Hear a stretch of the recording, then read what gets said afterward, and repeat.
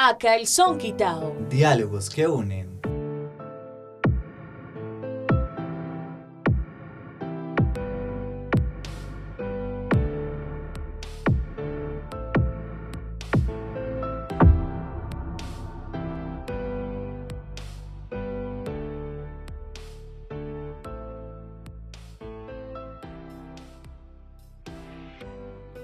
En Colombia, hace unos días vivimos una jornada electoral de la cual resultaron dos candidaturas que se disputarán la presidencia de la República para el periodo 2022-2026. Una de ellas es la de Rodolfo Hernández y Marelén Castillo de la Liga de Gobernantes Anticorrupción, mientras por otro lado está la de Gustavo Petro y Francia Márquez por el Pacto Histórico. En la actualidad, los colombianos están hablando sobre esta contienda presidencial de temas relacionados con la corrupción, con el género, con las pensiones, entre otras temáticas. Sin embargo, se han acrecentado las enemistades en diferentes entornos, como lo es el familiar, el educativo, el laboral, por esta situación, por las diferencias de posturas que tienen las personas sobre estas temáticas. Desde A Calzón Quitado creemos que no tenemos que enemistarnos por hablar de política. Por el contrario, tenemos que dialogar para evidenciar cuáles son los argumentos y los puntos en común y además tomar una decisión informada.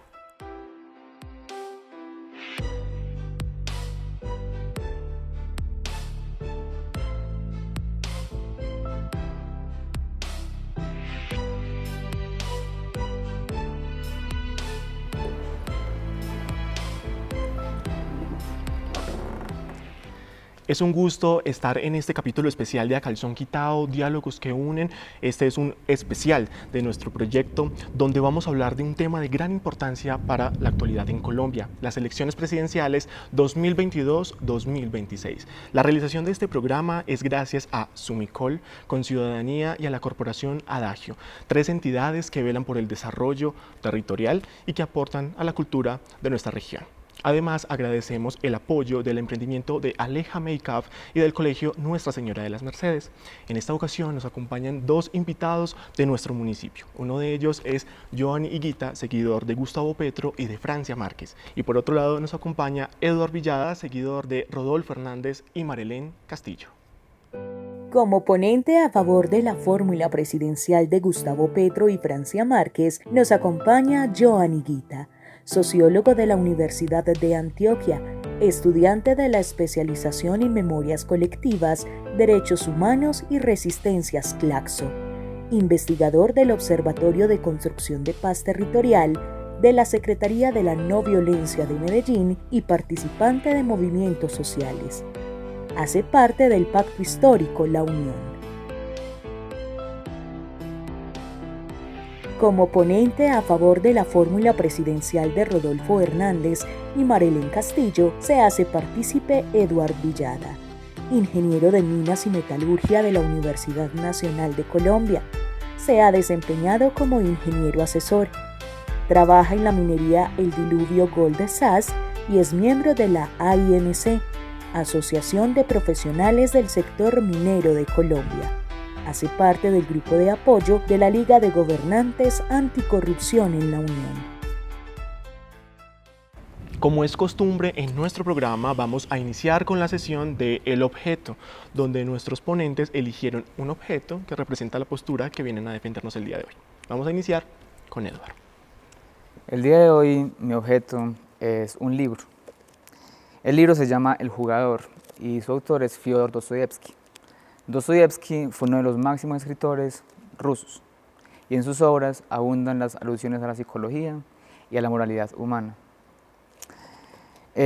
Como tal lo elegí ya que lo puedo asociar con dos de las principales propuestas de Rodolfo Hernández, que son la lucha contra la corrupción y la austeridad. En primer lugar, frente a la corrupción, Rodolfo Hernández ha dicho que para ganar la corrupción se deben perder dos cosas, que son el miedo y la incredulidad. Y en segundo lugar, hago alusión a la austeridad. Como tal, me gusta mucho leer, pero yo no compro libros, yo presto libros. Como tal, considero que las personas y las empresas pueden ser austeras en diferentes aspectos cuando aprovechan responsablemente los recursos que el Estado provee. También lo elegí porque estamos ante un gran juego, pues, ante una contienda electoral que puede ser vista como un gran juego, en el que nos disputamos grandes beneficios o grandes perjuicios, y en el que hay múltiples actores y en el que hay múltiples estrategias. Entonces yo sí le hago una invitación a quienes nos ven de que seamos jugadores inteligentes y de que en verdad esperemos que con nuestras decisiones el máximo ganador de esa contienda electoral sea el pueblo colombiano. Gracias, Eduard, por su respuesta. Continuamos con Johan. Bueno, yo traje dos objetos. Uno es un libro que sacó en el 2020 el profesor Gutiérrez, el profesor Francisco Gutiérrez Anín. Se llama Un nuevo ciclo de guerra en Colombia y es todo un análisis que hace él desde la sociología política, digamos, de la coyuntura que se abre en Colombia después del acuerdo de paz, después de la firma del acuerdo de paz, ¿cierto? Y la posibilidad que hay en este momento histórico al que asistimos, o de consolidar una Colombia en paz, que pase por fin esa página de la violencia, y dentro de eso está la corrupción, ¿cierto? La corrupción ha sido una de las prácticas que se han enquistado en la cultura política colombiana.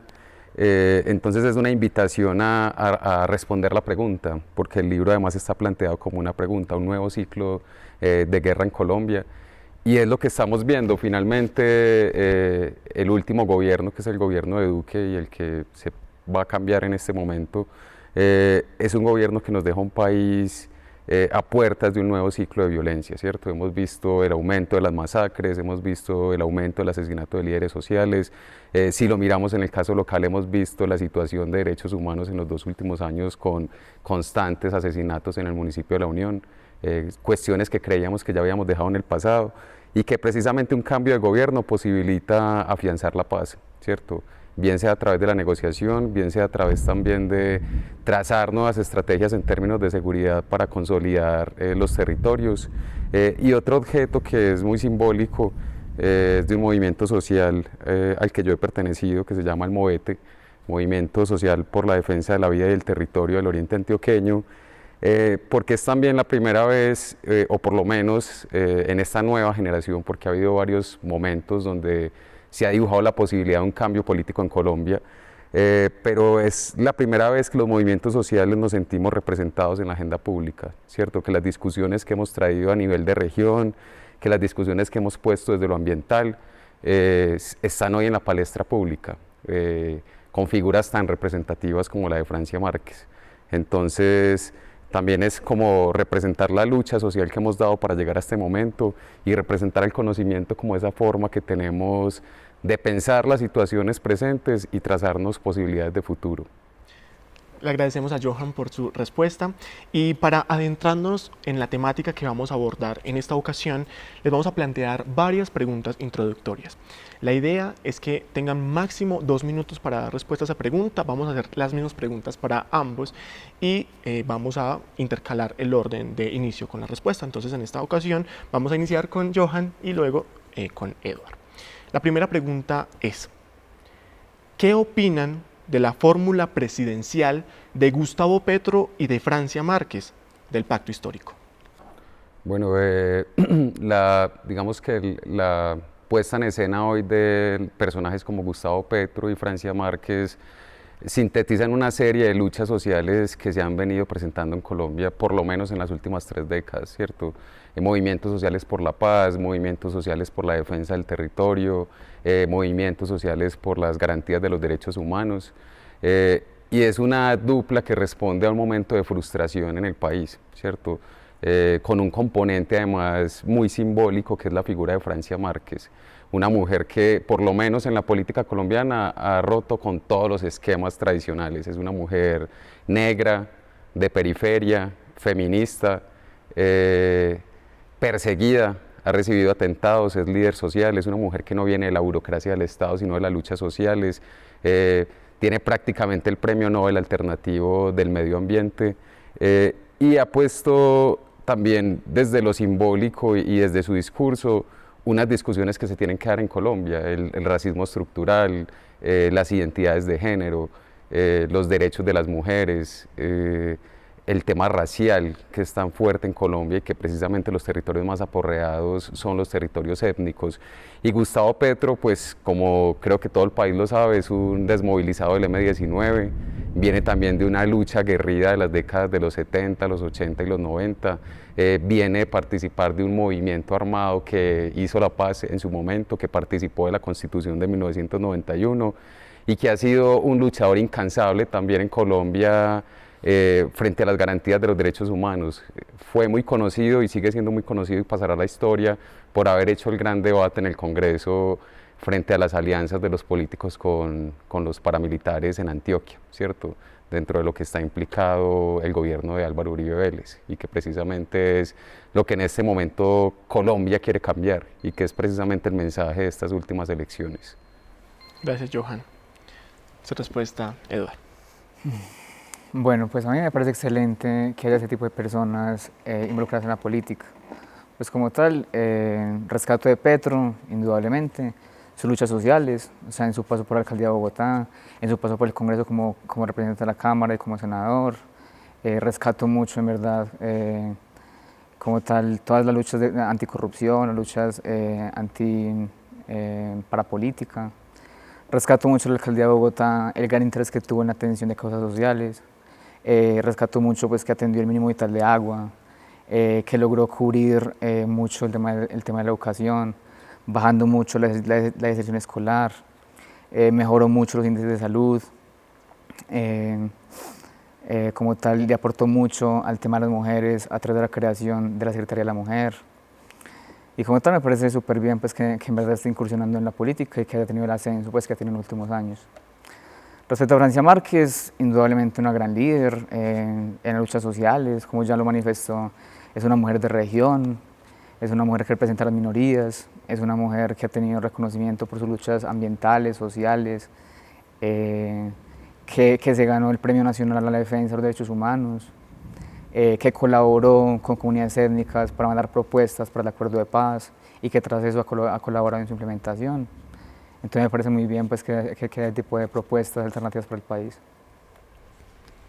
Gracias por su respuesta. La segunda pregunta es, ¿cuál es su concepto sobre la fórmula presidencial de Rodolfo Hernández y Marelén Castillo, de la Liga de Gobernantes Anticorrupción? Iniciamos con Eduardo. Bueno, pues para empezar, Rodolfo Hernández es una persona que tiene una amplia visión de la sociedad. ¿Por qué motivo? Porque ha sabido lo que es vivir en un pueblo como es Piedecuesta, en una ciudad intermedia como es Bucaramanga y en la gran ciudad como es Bogotá. También ha tenido la capacidad de escalar socialmente. Es hijo de campesinos, se hizo a pulso, estudió en una universidad pública y ha tenido un gran ascenso que le ha permitido actualmente pertenecer a estratos altos. En su vida privada tuvo mucho éxito en los negocios, fomentó mucho el tema de vivienda de interés social, facilitó el acceso de muchas personas a la propiedad de vivienda que se veían excluidas del sistema financiero. En su quehacer público logró romper con todo el esquema de politiquería y corrupción que tenía inundada la alcaldía de Bucaramanga. Recibió una alcaldía con 250.000 millones de déficit presupuestal, la entregó con 0 pesos de deuda y con 100.000 millones en bancos disponibles para continuar con obras que dejó empezadas. Y como tal, actualmente hemos visto que es un fenómeno electoral. O sea, logró a pulso también con una campaña austera, con una campaña sin la mediación de partidos tradicionales ni con caciques políticos, lograr llegar hasta la segunda vuelta presidencial.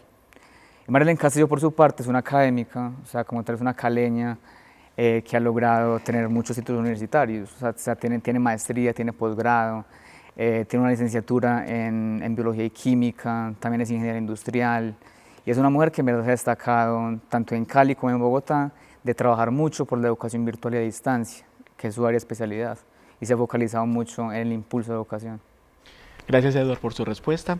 Continuamos con la de Johan. Bueno, frente a Rodolfo Hernández y Marelén, primero destacar que Rodolfo pues, ha roto muchos esquemas en la política, ¿cierto?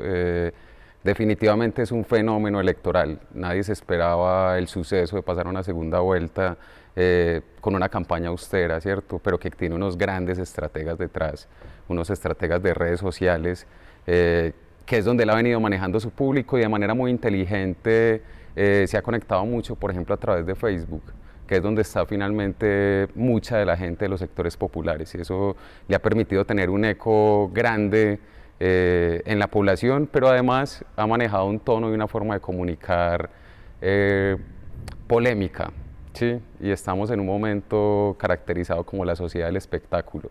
Entonces, quien dé el espectáculo es quien tiene mirada sobre él. Entonces, es un tipo que tiene un tono fuerte, vehemente contra la corrupción. Casi que todo su discurso ha tratado de guiarlo hacia el tema de la corrupción. Pero si vamos al trasfondo, es un discurso también vacío. El problema de Colombia no solamente es la corrupción, ¿cierto? Hay temas de modelo económico, hay temas de inversión social, hay temas de negociaciones de paz que se tienen que seguir profundizando en el país, y pues otro asunto que veo de fondo es que lo veo como un tipo muy solo, no le veo equipo. Me parece que a diferencia de la ganancia que tiene el pacto histórico, Marelén no tiene la suficiente representación en este momento en la campaña. Incluso le recomendaría darle mucha más voz a Marelén como una mujer que es precisamente académica y que seguramente tendrá muchas cosas por decir, pero vemos siempre la figura de Rodolfo en un tono también muy autoritario que tiende a gustarle a una parte de la sociedad colombiana que se siente representada con un tipo que digamos que es directo, que dice las cosas sin ponerle muchos tapujos, y hay gente que eso la llama y la convoca. Gracias, Johan. Y como última pregunta de esta fase introductoria tenemos, a nivel personal, ¿cuáles fueron las experiencias o situaciones que hicieron que ustedes se inclinaran por la postura que hoy vienen a defender? Iniciamos con Johan. Bueno, pues digamos que esta postura no me convoca solamente esta campaña, me convoca precisamente desde más o menos el año 2011, vincularme a los movimientos sociales, hacer parte de las luchas sociales tanto del municipio de La Unión como de Medellín y del Oriente Antioqueño. Hemos hecho política en otros momentos, yo fui también muy activo en la campaña del 2018, participamos activamente por eso, en ese momento fui estigmatizado a nivel municipal, ¿cierto? Era más difícil hablar de Petro en el 2018, y creo que se ha venido afianzando un poco más la democracia, y pues uno puede expresar abiertamente que es de izquierda sin ser tan señalado, aunque siguen habiendo muchos prejuicios. Me vincula realmente a la campaña del pacto histórico más que la figura de Gustavo Petro, porque yo no creo mucho como en esos gamonales o en esos individualismos. Creo más bien que él representa algo, representa un equipo de trabajo, representa una lucha, representa unos sectores populares que están ahí haciendo parte del pacto, pero me representa la agenda de cambio. Definitivamente estamos en un momento crucial de la historia en Colombia. Llevamos más de 200 años gobernados por las mismas élites políticas, ¿cierto? Los sectores colombianos, los sectores populares de Colombia no hemos llegado al poder político, no lo hemos podido ejercer. Siempre hemos estado casi que desde abajo en una postura de mendigar frente a los gobiernos, y es la primera vez que la cosa se puede cambiar, que podemos llegar a hacer política, que podemos participar del debate abierto, que podemos plantear nuestras propuestas, que tenemos una autoestima que nos la da la votación que tuvimos tanto en el 2018 como en esta primera vuelta, para decirle al país: aquí estamos, estas son nuestras propuestas, esta lucha es de vieja data. Definitivamente en Colombia tenemos que jubilar al uribismo, es una forma de hacer política que está empostrada en el país y que nos ha llevado casi que a la miseria. El último gobierno deja unas cifras muy malas para el país, y es el momento del cambio, y eso es fundamentalmente lo que me convoca. Gracias, Johan. Eduardo, su respuesta. Bueno, por mi parte, siento mucha afinidad por el ingeniero Rodolfo, tanto por su vida como por sus ideas. Vemos que en mi caso, al igual que en el caso del ingeniero Rodolfo, yo también he nacido de campesinos. Yo he vivido en la vereda, en el pueblo y en la ciudad. También estudié en una universidad pública. Y creo que este tipo de circunstancias lo proveen a uno de un panorama muy amplio y le permiten a uno encontrarse mucha gente con la cual discutir ciertas ideas. Le permite a uno entender las luchas feministas, las luchas de minorías, las luchas de las clases bajas, y los intereses de las clases altas y las clases poderosas. O sea, creo yo que siento mucha afinidad con él en ese sentido. Segundo, por sus ideas. O sea, como tal, he examinado, pues, digamos que la obra de él me parece muy interesante, me parece que ha sido disruptivo, que ha llegado a romper modelos, a pesar de su edad. pues tiene una mentalidad bastante moderna, o sea, le apunta mucho, por ejemplo, a obras civiles con buen diseño arquitectónico, pues cosas modernas. Tiene ideas, pues tiene muy buenas ideas respecto a las minorías, y como tal me ha convocado ese tipo de circunstancias. Pues creo yo que también las principales propuestas del que son la austeridad y la lucha anticorrupción, si bien, como ya dijo el compañero, no son los únicos problemas del país, creo yo que sí son muy importantes, ya que desangran el presupuesto público. O sea, se calcula que el costo de la corrupción en Colombia es de 50 billones cada año, es un platal inmenso. Entonces también la lucha que le ha dado, y que no es una lucha, pues no es un discurso vacío, porque él mismo lo ha implementado, lo ha materializado. Él mismo lo hizo en Bucaramanga, dio cifras contundentes que lo demuestran, y su campaña así también lo demuestra. O sea, su campaña ha sido limpia, transparente y austera. Entonces me he identificado mucho con esas circunstancias. Yo como tal en esta contienda, yo estuve analizando todas las propuestas, me sentí muy identificado particularmente con dos, con Fajardo y con Rodolfo, pero finalmente me decanté por Rodolfo. Gracias, Eduardo. A continuación vamos a ir a la sesión de El Experto, donde una persona de nuestro municipio, Andrés Zapata, historiador, nos dará un contexto de estas elecciones.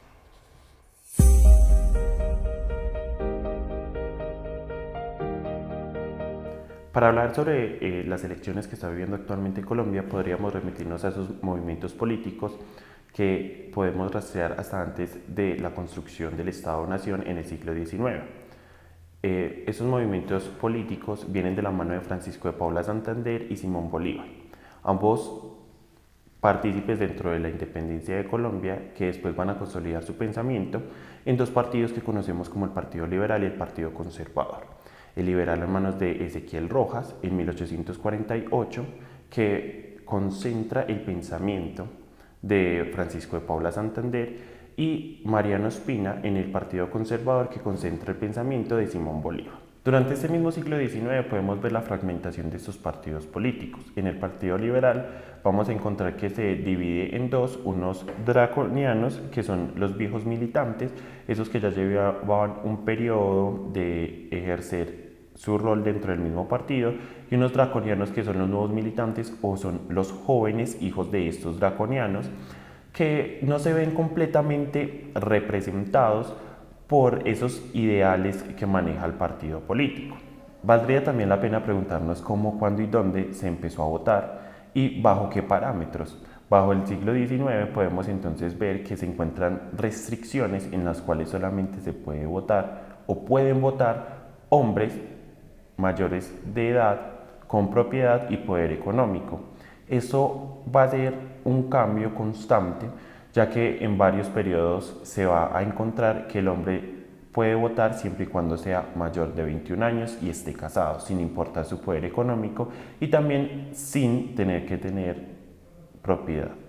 Pero ahora, ¿cuándo la mujer accede al voto? Durante el siglo XIX, la mujer intenta acceder al voto en unas reformas liberales, en un periodo de un radicalismo liberal, pero la mujer no vota. La mujer llega a votar en Colombia en 1954 y ejerce su derecho al voto el 1 de diciembre de 1957 en el plebiscito del Frente Nacional. El Frente Nacional fue un pacto entre liberales y conservadores entre 1858 y 1874, en los cuales se disputaron el poder. Se lo iban trocando cada uno cada 4 años, 4 años los liberales, 4 años los conservadores. El pasado 29 de mayo de 2022, la primera vuelta dio como resultado dos fórmulas presidenciales, la de Rodolfo Hernández con Marlene Castillo y de Gustavo Petro con Francia Márquez, con dos partidos políticos que podemos llamar nuevos porque tienen una vigencia inferior a 4 años. El pacto histórico es un grupo de partidos políticos que se hacen llamar de izquierda, que son de izquierda y están basados en una ideología de progresismo, socialdemocracia, liberalismo social y una política verde. Mientras que la Liga de Gobernantes Anticorrupción tiene una ideología de liberalismo social y anticorrupción. Ahora bien, ¿quién es Gustavo Petro y quién es Rodolfo Hernández? Gustavo Petro es economista, ha sido alcalde de Bogotá, senador y representante a la Cámara por Cundinamarca y Bogotá. Rodolfo Hernández es ingeniero y ha sido alcalde de Bucaramanga. Sus fórmulas vicepresidenciales, la de Gustavo Petro es Francia Márquez, que es abogada y activista social, y de Rodolfo Hernández es Marlene Castillo, que es bióloga y química, magíster en ingeniería industrial y una profesora investigadora en estos campos de conocimiento. El ejercicio de la democracia es un ejercicio pensado para escuchar, debatir y pensar sobre una realidad social que nos atañe a todos los colombianos. Por eso la invitación es a leer, a escuchar y a entender las propuestas de ambos candidatos antes de acercarnos a las urnas. Agradecemos a Andrés Zapata por el contexto que nos acaba de dar sobre estas elecciones. Y para seguir profundizando en la temática que hoy nos convoca, vamos a seguir con el mano a mano. En esta sesión ambos van a dialogar sobre una pregunta orientadora. Van a tener 8 minutos que van a ser repartidos de a 4 minutos para cada uno. Y cada 30 segundos va a estar sonando la alarma donde indica que debe terminar la idea y continúa la otra persona. Cuando sean los 8 minutos se hayan terminado, yo les haré saber. Vamos a iniciar con Edward y la pregunta orientadora es: dado el contexto electoral actual, la trayectoria, propuestas e implicaciones que traería un eventual gobierno de Gustavo Petro o de Rodolfo Hernández en lo político, económico y social, ¿qué proyecto es el que más le conviene a Colombia y por qué? Para empezar, en materia política, uno de los principales problemas es la corrupción, ¿cierto? Ya hemos visto en años anteriores con casos como Odebrecht, Reficar, Caprecom, Saludcop, entre otras, cómo se han desangrado los recursos públicos. Como tal, Rodolfo Hernández propone en ese aspecto propuestas contundentes, ¿cierto? ¿Como cuáles? Como cárcel para los corruptos, intramural, inhabilidad política para ellos y recompensa de un 20% del dinero recuperado para aquellos que denuncien la corrupción. Yo destacaría como cinco elementos que, digamos, me llaman la atención del programa de gobierno que tiene en este momento el Pacto Histórico. Uno es el cumplimiento del acuerdo de paz. Eso no puede tardar más, eso se tiene que dar, eso es una necesidad premiante en Colombia. Tenemos que consolidar la paz y además tenemos que generar nuevos acuerdos. En el caso del ELN, un diálogo de paz, y en el caso de los grupos neoparamilitares hay que generar formas de sometimiento a la justicia, ¿cierto? Dos, bueno. Ahorita lo continúas. Bueno, el siguiente problema que padece Colombia en materia de política es la gran polarización que tiene. O sea, como tal, todos lo sabemos, hay una gran polarización entre sectores de derecha y sectores de izquierda. Como tal, Rodolfo es un ser independiente, un ser de centro, y como tal él tiene la posibilidad de ocupar el punto medio, en el cual tiene mayor cercanía tanto con los del un extremo como los del otro, y de ese modo puede aglutinar a, a las mayorías en el Congreso y a las mayorías colombianas sobre proyectos de interés común. Bueno, quisiera responder primero algo frente a eso y es, yo creo que a Colombia en estas elecciones y en las del 2018 se ha puesto como en la discusión dos palabras que muy manoseadas y poco profundizadas, que son polarización y populismo, ¿cierto? Lo que están llamando polarización es el contraste de ideas. Hay gente que se está identificando abiertamente como izquierda cuando eso nunca pasaba en Colombia o cuando esa izquierda había sido exterminada y perseguida históricamente. Ahora el escenario nos permite plantear nuestras discusiones y nuestras apuestas. Yo no diría que es polarización, yo diría que es la discusión democrática a la que no estamos acostumbrados.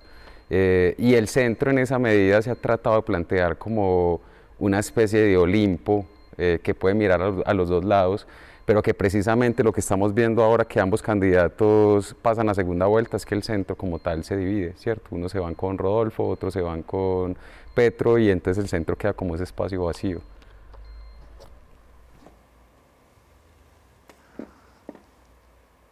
Bueno, en lo económico, un problema que hay en Colombia grande actualmente es el tema de la inflación, ¿cierto? O sea, hemos visto cómo la canasta familiar se ha disparado en múltiples productos.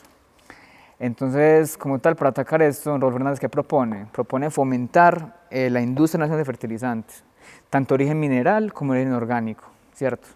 Y a eso también propone manejar un control arancelario, ¿cierto? De modo tal que se permita que la producción nacional crezca en aquellos productos en los que tiene la posibilidad de ser autosuficiente.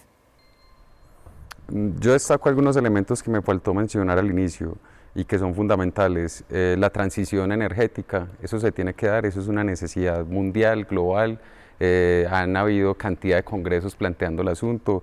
Tenemos sí o sí que dejar el carbón y el petróleo. El asunto es que sea una transición, ¿cierto? Que no sea un cambio abrupto, sino que yo creo que incluso eso tiene que ser un acuerdo entre ambos candidatos. ¿Cómo van a empezar a sentar las bases para que por lo menos en 12 años podamos pasar a una matriz energética diferente basada en energías limpias? También el tema de pasar de una economía extractivista a una economía productiva, que ya lo desarrollaré. Bueno, el siguiente tema en lo económico que quiero destacar es el problema con el crecimiento económico. O sea, como tal, en este momento post-pandémico estamos en una etapa en que la economía se está reactivando y debemos darle impulso a esas economías. ¿Cómo se hace esto? Industrializando y formalizando el campo. Y eso lo propone Rodolfo, que es incentivar el acceso a crédito a bajas tasas de interés condonables para gente del campo, de modo tal que dejen de ser peones del campo y empiecen a ser empresarios del campo.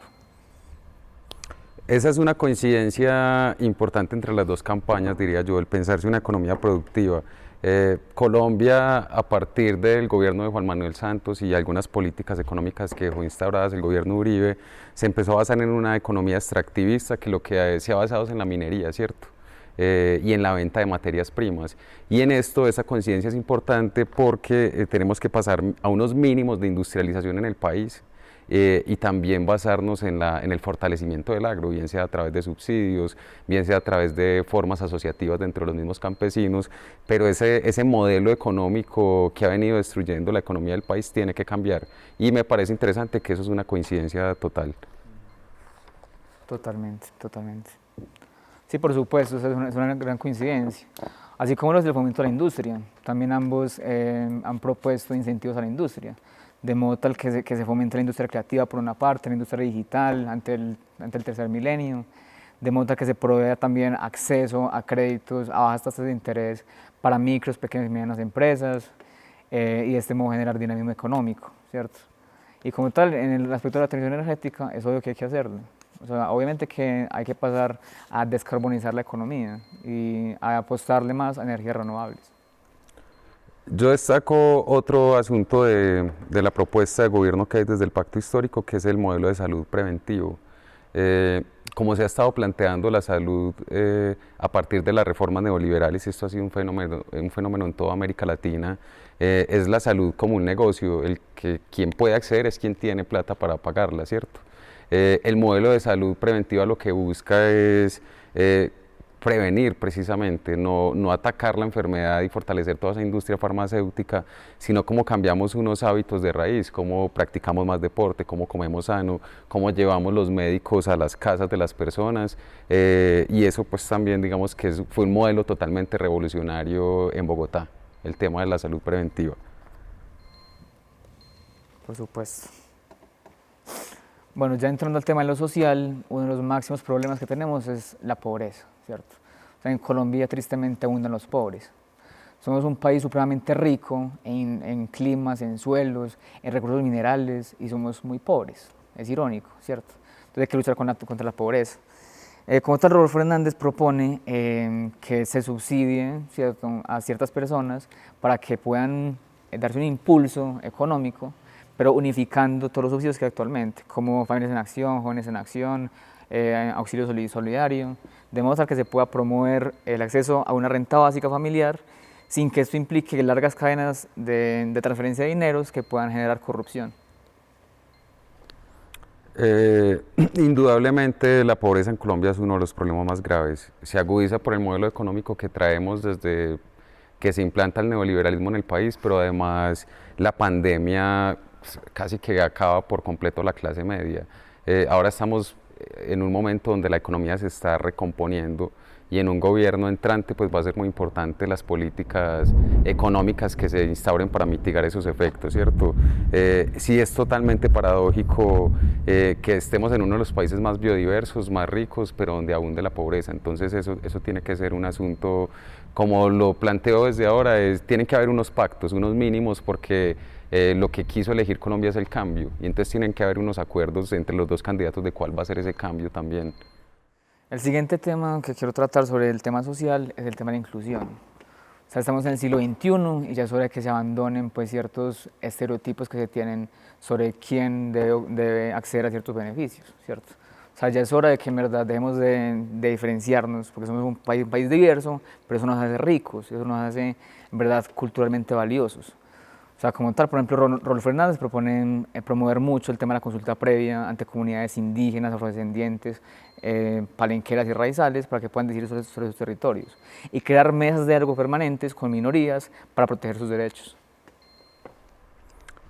Una propuesta muy potente que tiene el programa de gobierno de Gustavo Petro es hacer de Colombia una sociedad del conocimiento, ¿cierto? Que eso, digamos, como en la cuarta revolución industrial, lo que mueve ahora también parte de la economía son el mundo de las ideas.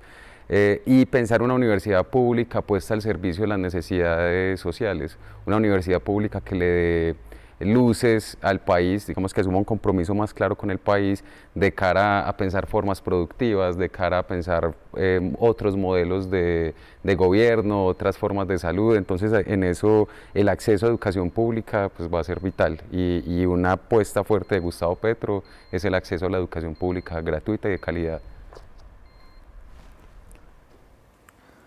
Efectivamente, absolutamente. El tema educativo es primordial. O sea, como tal, yo rescato mucho de Fajardo, que era casi que el único que en debates ponía el tema sobre la mesa. Algo en que coinciden Rodolfo Hernández y Petro es darle mucho impulso al tema educativo, ¿cierto? Ambos proponen condonar créditos del ICETEX en ciertas circunstancias y ambos proponen pues, dar gratuidad y calidad en la educación pública superior. También ambos se han propuesto bajar los índices de deserción escolar en la educación básica, mediante transporte y alimentación aseguradas. Por último, yo diría que lo fundamental que me llama la atención de Francia y Gustavo es la posibilidad de una transición política en Colombia. Estamos saliendo o estamos frente a la posibilidad de salir de un régimen autoritario que no podríamos llamar dictadura en el sentido estricto, pero sí donde se ha caracterizado por atender las demandas sociales de una forma brutal a través de la violencia policial, por ejemplo, como lo vimos en el año 2021. En Colombia en este momento hay rabia, hay frustración y pues tenemos que atender esas necesidades, ¿cierto? Y creo que esos cambios están representados en Francia y Gustavo, y además de que están unas grandes propuestas, está el método para hacerlo. Les agradecemos a ambos por sus respuestas, que nos dan un contexto un poco de las propuestas que tienen estos candidatos. Más adelante iremos a los elementos que los diferencian. Por lo pronto vamos con la sesión Voz a Voz, donde las personas de la Unión dan su opinión sobre este tema.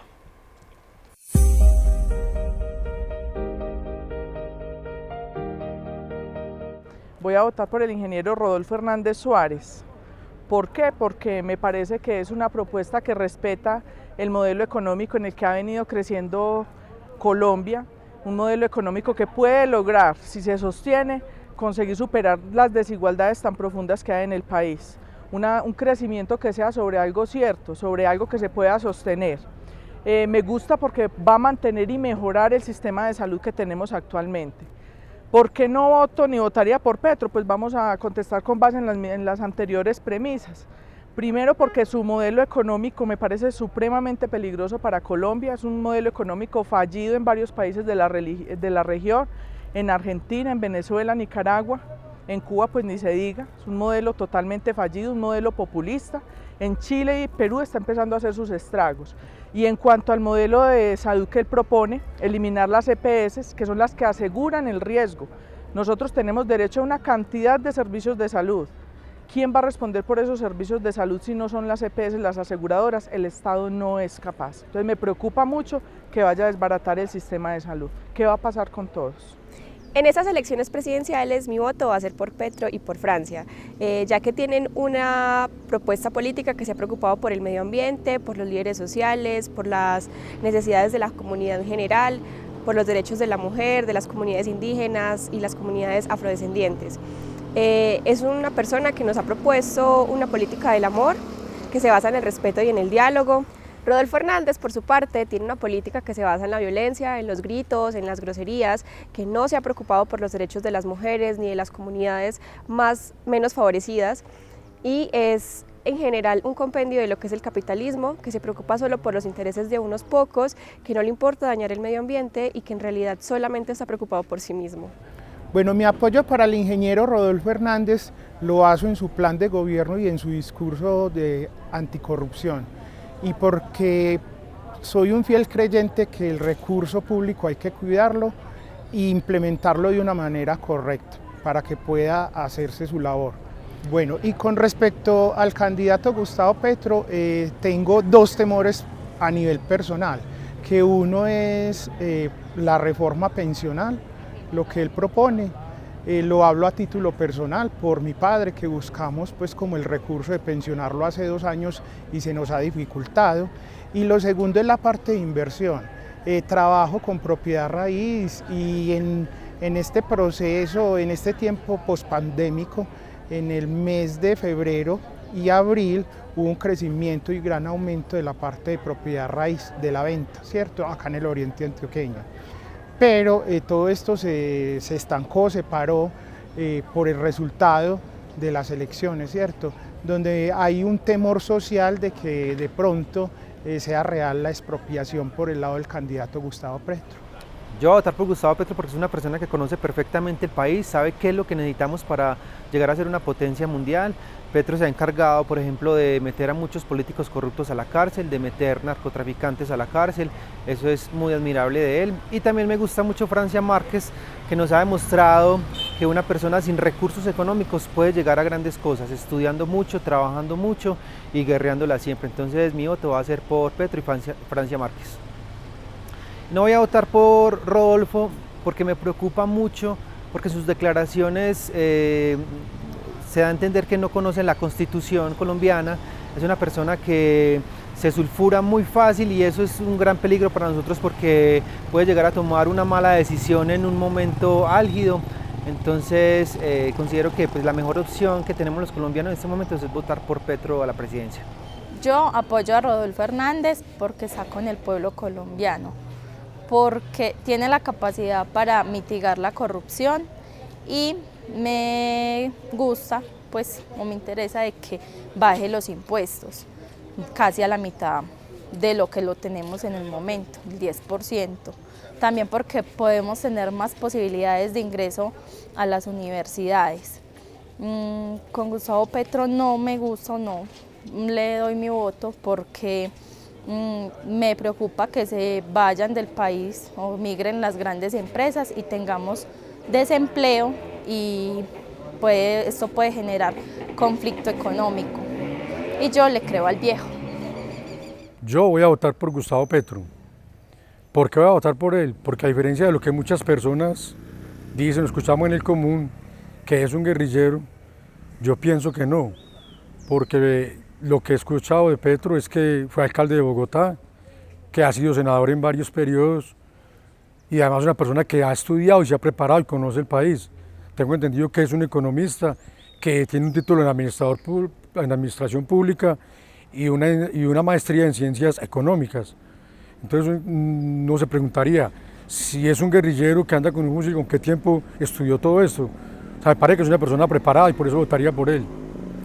Por el señor Rodolfo Hernández no votaría porque lo poquito que he escuchado de él es que tiene investigaciones, que tiene unos procesos cuando fue alcalde en Bucaramanga, algo de Italogic, que es un contrato de basuras, manejo de residuos, y que favoreció a terceros ilegalmente, como a su hijo, en unos contratos multimillonarios. Por eso no votaría por él. Les agradecemos a las personas que nos dieron sus opiniones sobre qué es lo que los motiva para votar en estas elecciones presidenciales. Para continuar hablando un poco sobre el territorio, les vamos a hacer una pregunta donde van a tener 2 minutos y medio para responder cómo vieron un poco quizás estas experiencias en el municipio. La pregunta puntual es, ¿cómo vivieron las campañas presidenciales y analizan los resultados de la primera vuelta en el municipio? Iniciamos con Johan.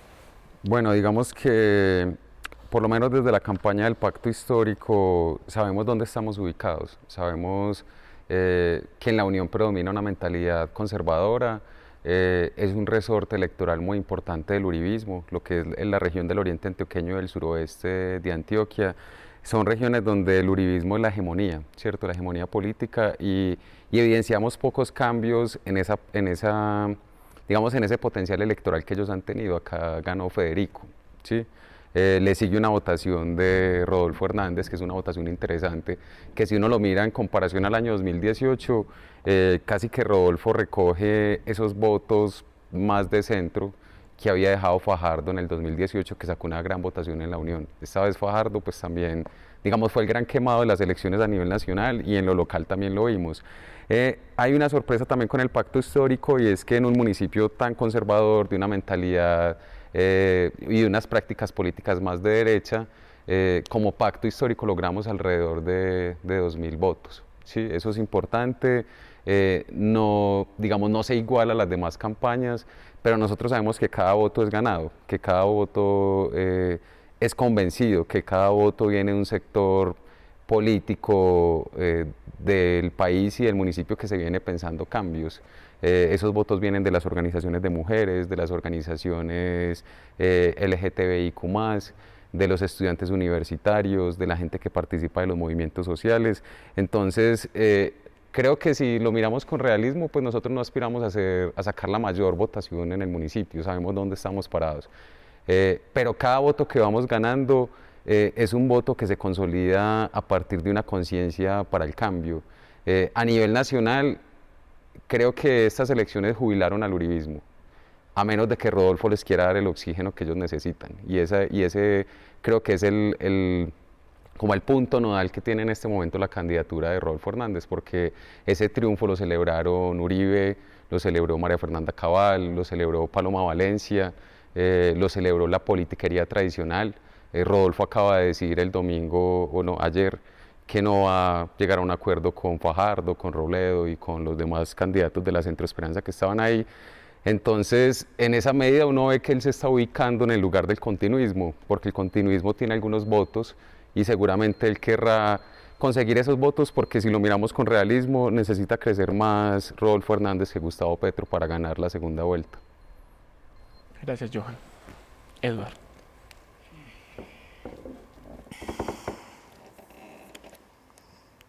Listo. Ok.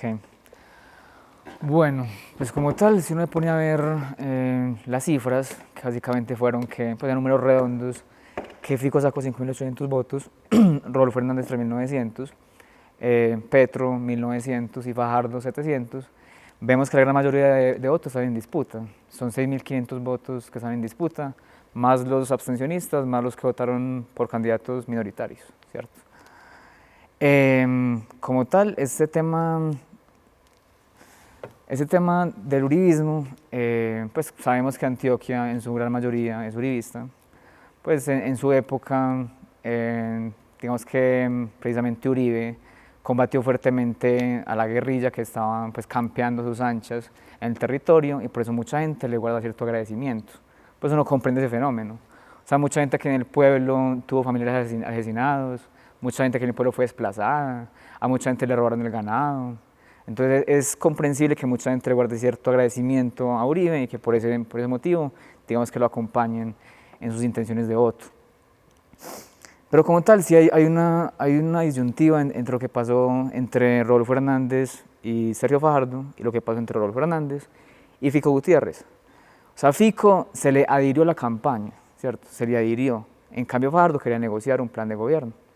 O sea, no llegaron a ningún acuerdo, no hubo negociación, entonces por eso no hubo humo blanco, ¿cierto? Pero entonces son cosas diferentes. Aquí en la Unión yo sí vi también ciertas escenas de juego sucio. O sea, como tal, sí me parece lamentable que ciertas personas pues dañen la publicidad de otras campañas. Eso no me parece ético, no me parece bien hecho, ¿cierto? Y como tal, lo de Rodolfo Hernández, pues fue en verdad un pues una cifra bastante alta, en verdad que también fue una sorpresa incluso para nosotros los seguidores, y es que nosotros apenas hicimos unas pocas cuñas radiales, de resto no pusimos ni pasacalles, ni afiches, ni vallas, ni nada por el estilo, entonces fue pues una votación conseguida a través del voz a voz y de las redes sociales, ¿cierto? Y lo que tenemos ahora es unos resultados muy reñidos, o sea, a nivel nacional nada está escrito, o sea, entre Petro y Rodolfo Hernández, lo muestran las encuestas, eso está muy reñido, o sea, tanto así que las encuestas reflejan un cierto empate técnico.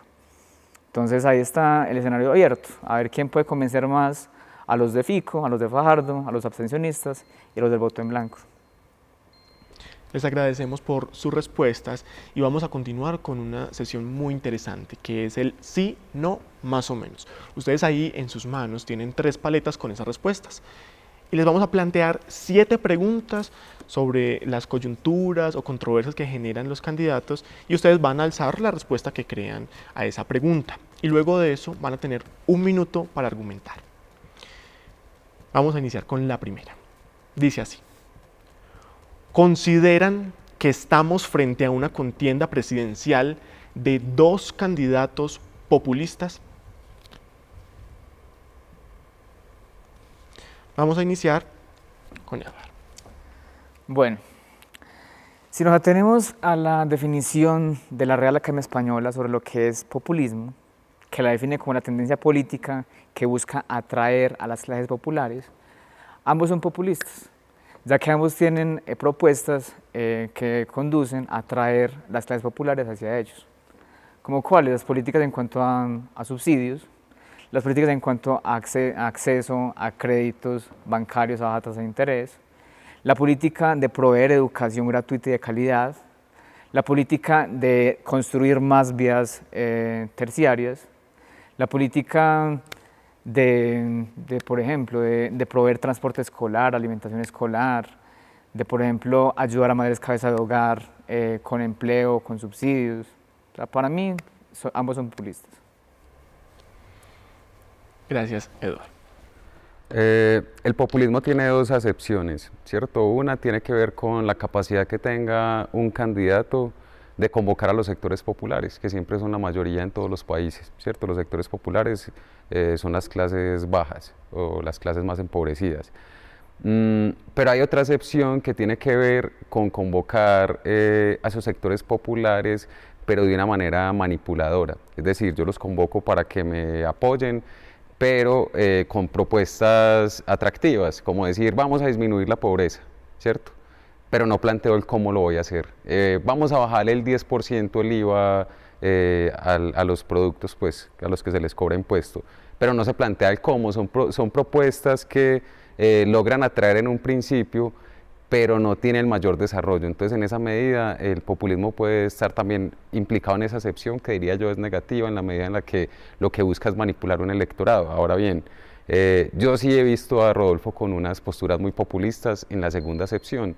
En el caso de Petro, desde la campaña del 2018, tanto la derecha como el centro se han alineado en crear un discurso alrededor del populismo y de tratar de endilgárselo a él, pero en esta vez vemos un programa de gobierno muy técnico también, que plantea un método de cómo hacerlo. Gracias por sus respuestas. Segunda pregunta. ¿Se pone en duda la idoneidad de Gustavo Petro para ejercer como presidente al haber pertenecido a un grupo guerrillero como el M-19?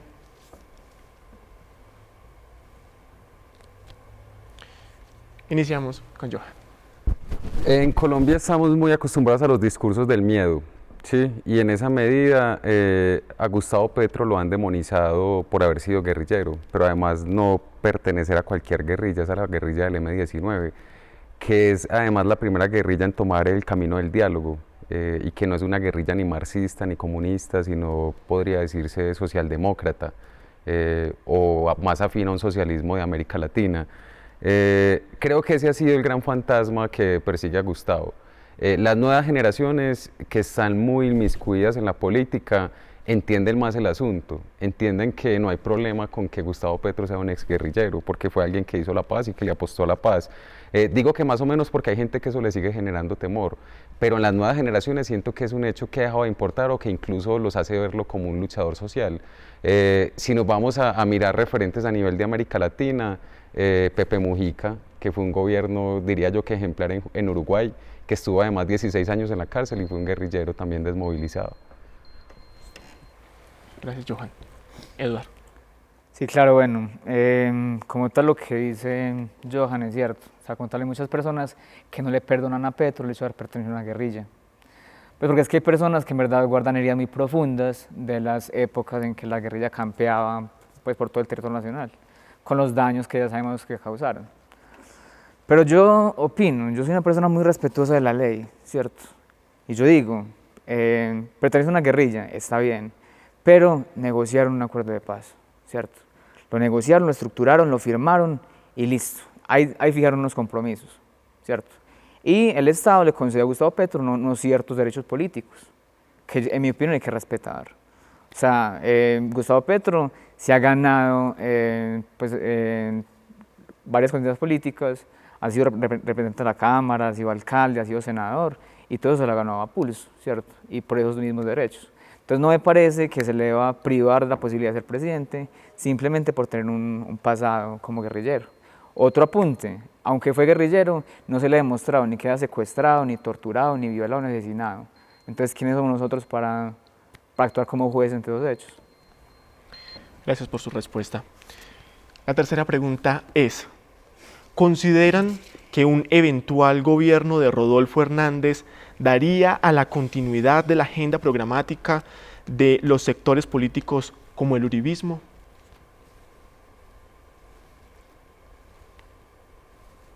Iniciamos con Eduardo.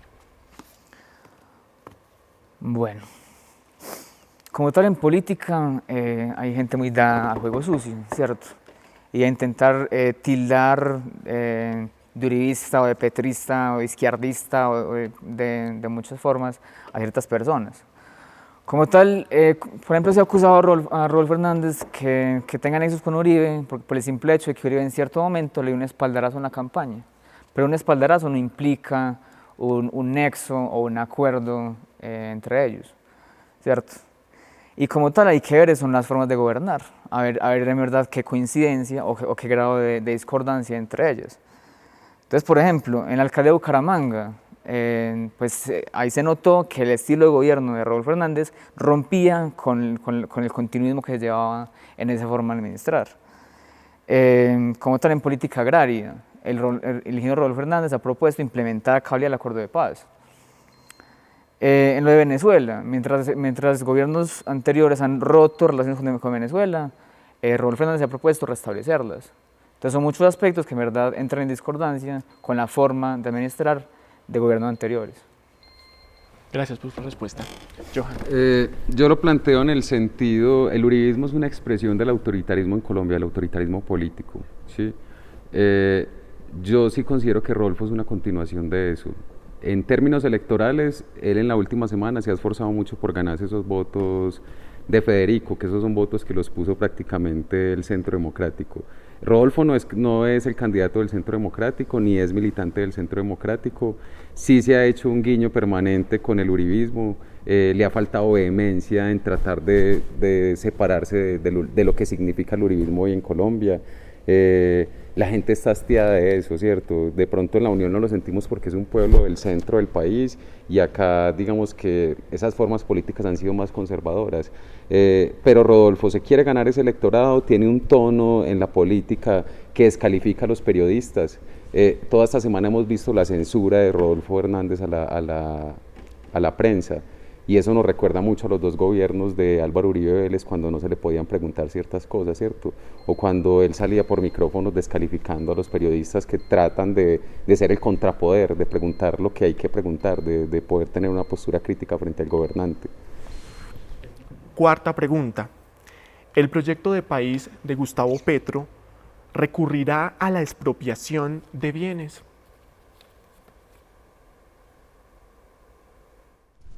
Ese es otro de los fantasmas que se ha creado, ¿cierto? Gustavo Petro no ha mencionado la palabra expropiar, eso se le ha endilgado desde la campaña del 2018, junto al discurso del castrochavismo.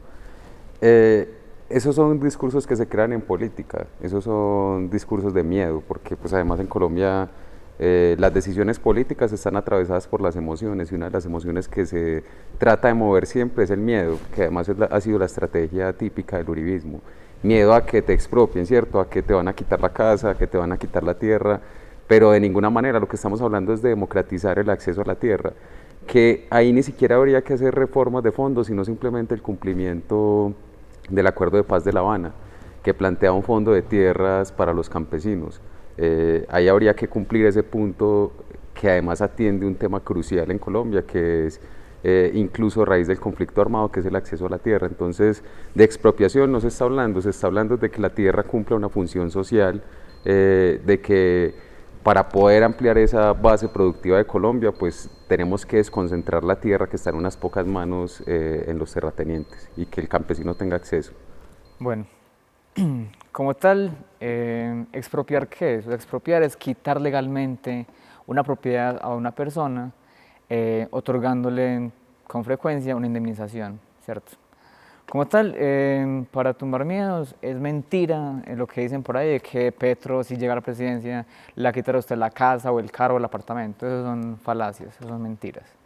Pero con el tema de las tierras, él sí plantea algo cercano a una expropiación, que yo podría definir como un constreñimiento al poseedor de tierras.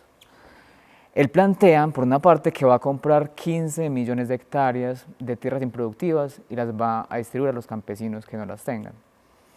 Y por otra parte plantean que le va a imponer altos impuestos a los poseedores de esas tierras improductivas. Entonces, básicamente, si alguien tiene ese tipo de tierras, en grandes extensiones, le va a decir, escoja, o me paga más impuestos o me las vende. Para mí eso es forzar al poseedor de tierras a que tome una decisión ante ese escenario. Quinta pregunta. ¿Es viable disminuir el IVA al 10% como lo ha propuesto Rodolfo Hernández? Bueno, básicamente el IVA tiene una serie de encadenamientos, ¿cierto? Y como tal, el IVA abarca una gran cantidad de bienes y servicios. Como tal, lo que plantea Rodolfo Hernández es brindar un mayor dinamismo a la economía. ¿Por qué? Porque si la gente paga menos impuesto de IVA, entonces le va a sobrar dinero que luego puede utilizar para generar dinamismo. ¿Cómo? Mediante el gasto en otros bienes o servicios, mediante el ahorro, que como mucha gente sabe, la mejor forma de ahorrar es en una cooperativa financiera o en un banco, y no bajo el colchón de su casa, ¿cierto? O la otra es invirtiendo, no sé, en un negocio o en la bolsa de valores. Entonces, de ese modo va a generar dinamismo en la economía y va a hacer que la gente tenga mayor poder adquisitivo, y eso va a ser muy positivo para las finanzas de la nación.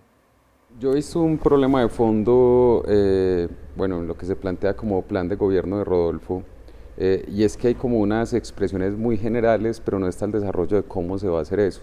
Por ejemplo, si uno revisa algunas de las entrevistas que ha tenido Rodolfo, algunas de las cosas que él ha planteado, él dice que no hay que hacer una reforma tributaria en Colombia, ¿cierto? Y eso era un consenso casi que entre todas las candidaturas. En Colombia hay que hacer una reforma tributaria, no tan lesiva como la que estaba planteando el gobierno de Iván Duque, que prácticamente ponía toda la carga en los pobres y en los menos favorecidos, incluso subiendo el 19% en la canasta familiar. Pero entonces, si no va a haber una reforma tributaria, ¿cómo se va a bajar el IVA al 10%? ¿Cierto? Eso, pues digamos que los economistas se lo han venido preguntando, ¿eso cómo va a ser? ¿Sí? Y ahí hay un vacío de fondo porque no nos plantea el método para lograrlo. Evidentemente sí hay que hacer una reforma tributaria en Colombia, hay que quitar muchas de las exenciones que tienen los grandes capitales, porque pues la carga tributaria en este momento en Colombia está puesta sobre los hombros de la clase media y la clase baja. Sexta pregunta. ¿Es beneficiosa la reforma pensional que propone Gustavo Petro?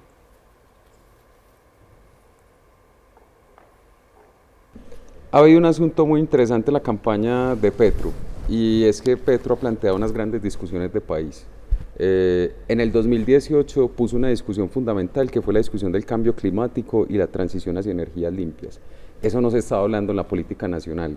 En esta campaña ha puesto en el debate público el tema de las pensiones. Incluso ha habido como un fenómeno a nivel económico, y es que gran parte de la gente que estaba en pensiones, en fondos de pensión privados, se están pasando para el fondo de pensión público, precisamente porque tienen miedo a que no haya un acceso a pensiones. Y tal cual como están establecidos en este momento los fondos de pensión privados, a vos no te garantizan una pensión. O sea, vos lo que estás haciendo hoy es un ahorro que cuando cumplas determinada edad te lo van a entregar, pero no vas a quedar pensionado como tal. Digo que más o menos porque la discusión está abierta. Por ejemplo, Alejandro Gaviria, que llega a la candidatura del Pacto Histórico, tiene otra mirada sobre eso. Yo digo que sobre el asunto no hay puntos finales, discutámoslo, pero hay que discutirlo. Eso es una discusión de país en este momento, y hay que plantear una forma de que la gente tenga acceso a pensiones, que estamos hablando de que hay 6 millones de adultos de más de 60 años en el país, solamente el 28% acceden a pensión, y qué pasa con el resto de la población. O sea, hay que discutirlo, creo que no hay una palabra final sobre eso. Bueno, pues yo opino que no es muy positiva. ¿Por qué? Porque es que el sistema actual le permite a uno libertad de escoger. O sea, cualquier persona de cualquier nivel de ingresos puede decidir si cotiza en el fondo privado o cotiza en el fondo público. Y también cualquier persona tiene libertad cada 5 años de cambiarse de un régimen a otro. Para mí, el hecho de imponer que hasta cierto monto de ingresos tengan obligatoriamente que cotizar en un sistema y no en otro, eso ya resta muchas libertades. También en los fondos privados, las personas tienen la posibilidad de elegir qué grave riesgo quiere asumir, si un riesgo bajo, moderado o un riesgo alto. Y como tal, las pensiones están sujetas a variables demográficas. O sea, hoy en día hay muchos jóvenes, y si nos meten a todos a cotizar en colpensiones, pues bueno, va a haber plata suficiente para pagarle las mesadas a los pensionados actuales. Pero la mayoría, pues buena parte de los jóvenes actuales o no quieren tener hijos o quieren tener solamente uno. Entonces, a futuro eso no va a ser sostenible, porque a futuro entonces esa pirámide poblacional va a cambiar, y entonces no va a haber en un futuro suficientes aportantes para pagar las mesadas de los que en un futuro nos jubilemos. Y tenemos como séptima y última pregunta la siguiente. Con base en las declaraciones de Rodolfo Hernández, ¿su gobierno implicaría un retroceso en los derechos de las mujeres y las minorías? Iniciamos con la respuesta de Eduardo. Bueno, yo considero que una de las formas de faltar a la verdad es decir verdades a medias. Hay un video que circula por redes en el que se le acusa a Rodolfo Hernández de ser machista. Pero si uno ve la entrevista completa, el video completo, uno puede deducir de ahí que se refería únicamente al rol de la primera dama, que encaja con su política de austeridad. Bueno, como tal, el ingeniero Rodolfo Hernández no es machista. Eso lo demuestra el hecho de que el 70% de los puestos públicos en su alcaldía fueron mujeres, y se ha comprometido a garantizar que el 50% de su gabinete va a ser ocupado por mujeres, con equidad salarial respecto a hombres que ocupen los mismos cargos. Respecto a minorías, se ha propuesto negociar con el gobierno de Nicolás Maduro y con la cooperación internacional la atención integral a la migración venezolana. Y también se ha propuesto fortalecer la consulta previa para comunidades afrodescendientes, indígenas, raizales y palenqueras. Ese ha sido como uno de mis principales temores con un eventual gobierno de Rodolfo Hernández, ¿cierto? No ha sido únicamente la entrevista donde él habla del caso de la mujer, pues que dice que ella no se mete mucho en los asuntos de política porque estamos en otras labores, pero ha hecho comentarios como los de las prostitutas de Puerto Wilches, por ejemplo, ¿cierto? Ha hecho comentarios como el de la semana pasada, que digamos molestó a gran parte de la población, que hablaba de la virgen y de las putas y de las prostitutas. Ese tema hoy es muy tensionante, es muy delicado, porque la agenda de género ha venido ganando espacio en el país. Incluso con la regulación del aborto que plantea la Corte, hay unos avances sustantivos. Marilén también ha sido algo tímida en expresar cuáles son sus posiciones. Por una entrevista que dio la semana pasada, uno intuye que que es provida, o mejor dicho, antiderechos, ¿cierto? Entonces, esa es una de los asuntos en los que podemos retroceder muchísimo, y creo que por eso el movimiento social de mujeres se está volcando hacia la candidatura de Gustavo Petro y Francia Márquez, porque Francia Márquez es esa garantía. A continuación vamos a desarrollar la sesión Pregúntele al otro, donde Johan como Edward van a tener la oportunidad de preguntarse y dar respuesta a sus inquietudes. Vamos a iniciar con la pregunta de Johan. Bueno, mi pregunta tiene que ver con lo siguiente. Cuando revisamos las cifras que nos da el DANE de la alcaldía de Bucaramanga entre el año 2016-2019, dejan unas cifras, digamos, que hablan de una mala gestión en el gobierno de Rodolfo Hernández en la ciudad, ¿cierto? Hablamos de que la pobreza monetaria aumentó el 52%, la pobreza extrema creció el doble, el aumento de los ingresos fue 8 veces menor que a nivel nacional, se disparó la tasa del desempleo dejando más de 18.000 personas desempleadas, se dieron unas cartacheques para la construcción de 20.000 viviendas donde las familias finalmente no fueron beneficiarias. Aparte hablamos de que Colombia está decidiendo entre dos propuestas de cambio, pero ¿cómo interpretamos nosotros que prácticamente todo el sector político tradicional y el uribismo estén alineados hoy con la candidatura de Rodolfo Hernández? Entonces, en esa medida, ¿cuál es el cambio, cierto? ¿Y cuál es la garantía de una buena gestión como gobernante cuando revisamos todo su historial? Y un elemento ahí que no es menos importante es dejar claro que Rodolfo Hernández en este momento está imputado en una investigación que tiene abierta en la Fiscalía por asuntos de malos manejos en contratos, donde se parece que a dedo se decidió contratar a ciertas empresas que le dieron comisiones a su hijo. Entonces, si hay un discurso anticorrupción, ¿cómo ser coherente con él?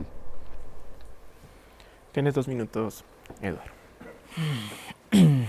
Bueno, como tal, ninguna gestión pública es perfecta, ¿cierto? O sea, siempre todo periodo de gobierno tiene puntos positivos y puntos negativos. Lo que usted dice es cierto, ciertamente en lo social se tuvieron ciertas cifras desfavorables durante la alcaldía, pero en cuanto a la corrupción se tuvieron cifras positivas. O sea, como yo lo mencioné, el ingeniero Hernández recibió una alcaldía endeudada, con muchos gastos innecesarios, con muchos contratos superfluos, y él llegó fue a ordenar la casa y a entregar la alcaldía libre de ese tipo de compromisos innecesarios.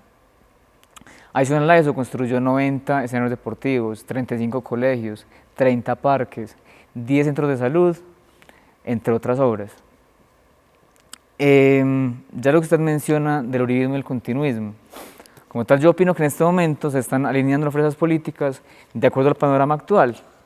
Entonces si uno mira, pues es muy sencillo, izquierda, centro y derecha, si la derecha sale de competencia, ¿cuál es el punto más cercano a ellos? Va a ser el centro. Se están adhiriendo al centro, lo cual no significa que haya un acuerdo programático ni burocrático con ellos. Y tercer caso, el caso de corrupción por el que se le acusa. El hecho de que esté siendo investigado no implica que esté siendo condenado. O sea, como tal, en Colombia, artículo 29 de la Constitución Política reza sobre la presunción de inocencia y el debido proceso. Por lo tanto, no se le debe acusar de corrupto sin que los entes judiciales hayan tomado una decisión al respecto. Gracias por su respuesta. Y ahora le puedes plantear tu pregunta a Johan. Bueno, mi pregunta es la siguiente.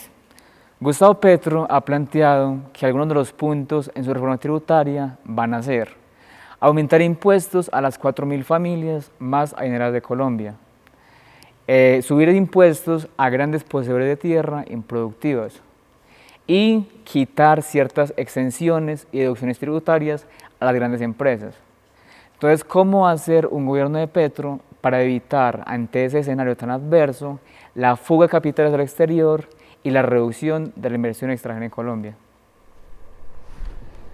Bueno, yo creo que de hecho una de las cosas que a mí me llama la atención profundamente dentro de Francia y Gustavo es la justicia tributiva, ¿cierto? Que esas cargas sean equiparables acorde a lo que cada quien pueda tributar. No se puede negar que la carga tributiva en Colombia ha estado sobre la clase media y sobre las clases más desfavorecidas, ¿cierto? Mientras, como vos lo mencionabas, al sector económico dominante o a la élite económica del país se le han dado ciertas garantías como las excepciones, con el argumento de que eso genera más empleo, pero a la hora de la verdad no hemos visto cómo ha crecido el empleo en Colombia. Incluso esos capitales se han acrecentado, han crecido mucho más, pero no se han visto reflejados en que haya una redistribución en la población, es decir, la población sigue, incluso se sigue abriendo cada vez más la brecha de la desigualdad económica en Colombia. Finalmente, que haya como una desbandada de capitales hacia afuera, eso no es fácil coger y trasladar las empresas hacia otros lugares donde incluso tienen más responsabilidades tributarias. Vámonos a mirar el caso de los impuestos en Canadá. Sí, que las empresas en Canadá tienen que pagar unos impuestos importantes para poderle brindar a la población unas garantías en derechos también, digamos que tengan una cobertura amplia. Entonces, eso se está tratando de diagnosticar así y de construir esa narrativa de que se van a fugar los capitales porque se les va a cobrar los impuestos, pero pues es algo simple, lo tienen que hacer, tienen que tributar y tienen que tributar acorde al capital que tienen. Es imposible pensar reformas tributarias como la del gobierno Iván Duque, que planteaba subir el 19% del IVA en la canasta familiar. ¿En qué desembocó eso? ¿Cierto? En una explosión social que hasta el día de hoy sigue latente, no ha tenido solución, y si no solucionamos esos asuntos de fondo, va a volver otra movilización social y cada vez va a ser más fuerte, más contundente, y eso genera unos temas de ingobernabilidad y desconfianza en las instituciones total. Gracias por sus respuestas. Y tenemos una pregunta final para los dos. ¿Qué rescatan de la otra postura? Y nos gustaría que le sumaran una pequeña intervención donde le digan a nuestra audiencia por qué votar por el candidato o la fórmula que representan. Iniciamos con Johan. Tienen 2 minutos.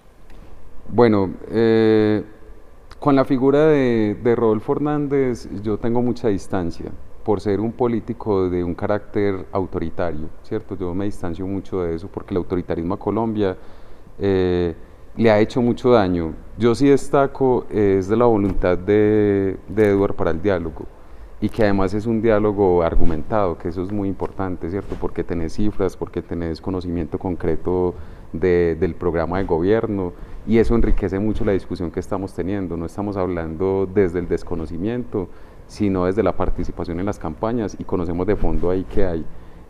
Rodolfo Hernández hace como una semana planteó 20 puntos de algunas propuestas que él tiene para el país. Algunas de esas propuestas coinciden mucho con elementos que plantea Gustavo Petro. Yo quisiera que hubiese un compromiso real de cumplirlo, ¿cierto? Y ahí podríamos estar hablando de unas garantías reales para el cambio. Entonces yo destaco que se cumpla eso que se está planteando, que se mejore mucho el aspecto técnico de la campaña, porque hay unas frases máximas, pero no se está diciendo cómo se van a hacer las reformas, pero lo que sí destaco es la voluntad de Eduard para el diálogo, y que sea un diálogo argumentado. Eso enriquece mucho la democracia local.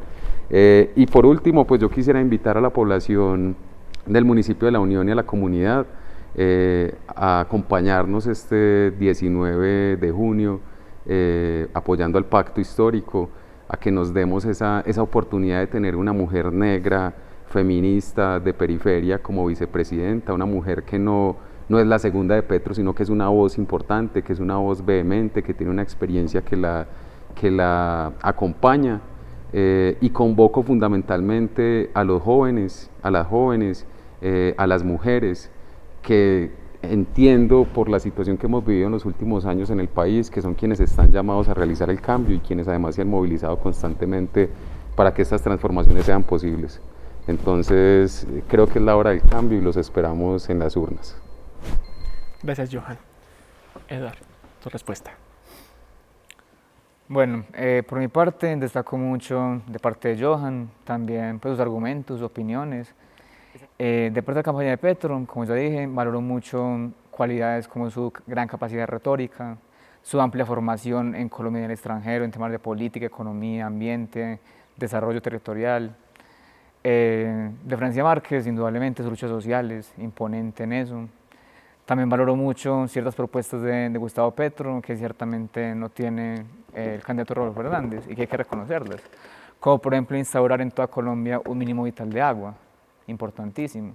o como por ejemplo el extender de 18 a 24 semanas la incapacidad por maternidad. Me parece algo muy destacable. O sea, también por ejemplo el hecho de que quiera favorecer el hecho de que los pertenecientes a la fuerza pública tengan educación superior garantizada por el Estado. O sea, son en verdad propuestas bastante valiosas.